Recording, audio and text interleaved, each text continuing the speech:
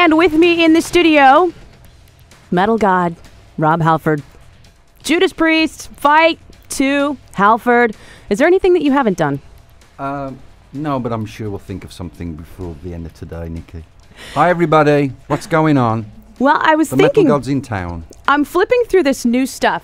You have a lot of new stuff right now. It's about ready for a box set, don't you think? It's enough for a box set. You've got Fight, The War of Words, the film, the DVD. And then we have the Metal Gods. Whoop, that's not the right one. That's not Metal Gods. Here it is.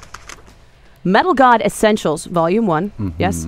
And we also have K5, which is Fight, The War of Words demos. The demos, yeah. So I'm digging through my record collection, and I'm looking at Fight War of Words, and I'm looking at Fight Mutations, the collector's edition. Yes. And there's a lot of the same stuff, and I'm thinking, is this stuff not available now, and you're reissuing a lot of stuff that people can't get?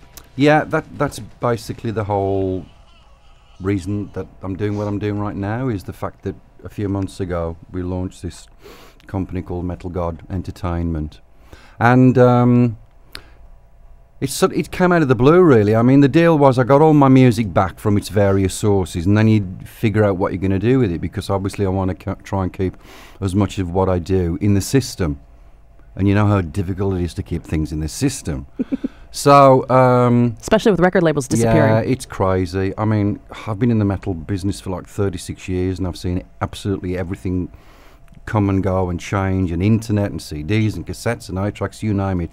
I've been through the whole thing, and it's all good.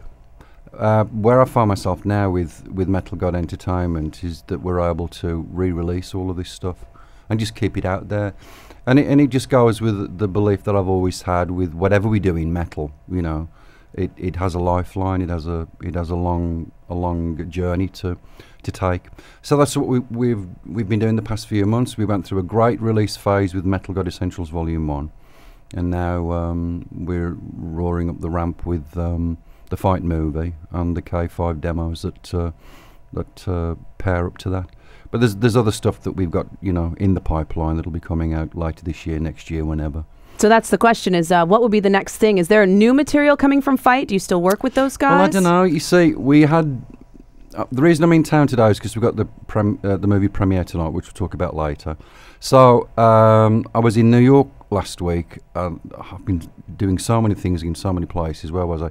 I was in New York last week, and we had the first premiere in Chelsea. That was a blast. I was there by myself. And then a few days ago, we were at Man's Chinese in Hollywood, which is incredible. But we actually brought the band back together for the first time in ever.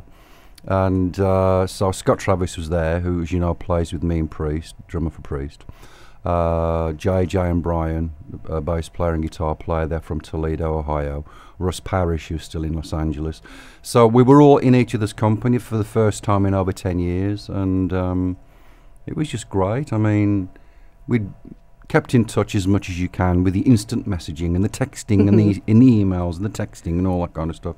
But we're actually, when you're in each other's company, it's just a really cool vibe. So we didn't really make any decisions. We're just enjoying this moment, and there's just an incredible amount of feedback coming from an enormous amount of Fight fans that are still out there around the world, particularly here in America. I remember what Fight played in the Bay Area when we first went out in the mid-90s. So, you know, it's like never say never. You know, the Eagles never going to reunite, and they did. You know, so David was never going to go back to Van Halen, and he did. So, you know, it's all good. There's a possibility. We'll see.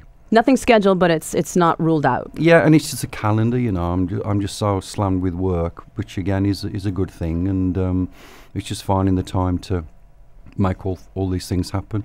But we had a great night out in Hollywood a few days ago, and you know, who knows what might come of that. So what is the next thing on the pipeline then, since you got all of this material back? Yeah. The next thing that you are working on to put out? We're looking at the footage from the Rock in Rio show that I did in 2001, 2002.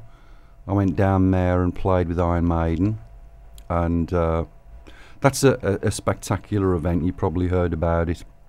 There's about 250,000 people show up each time, and that particular year Maiden were headlining the bill, and the Halford band were special guests on that show. So we performed at that amazing event, and we filmed everything. And Robert Menendez, who's the owner, was very gracious. He said, let me keep all this footage for my own use for a couple of years, and then I'll give it all back to you, which is what he's done.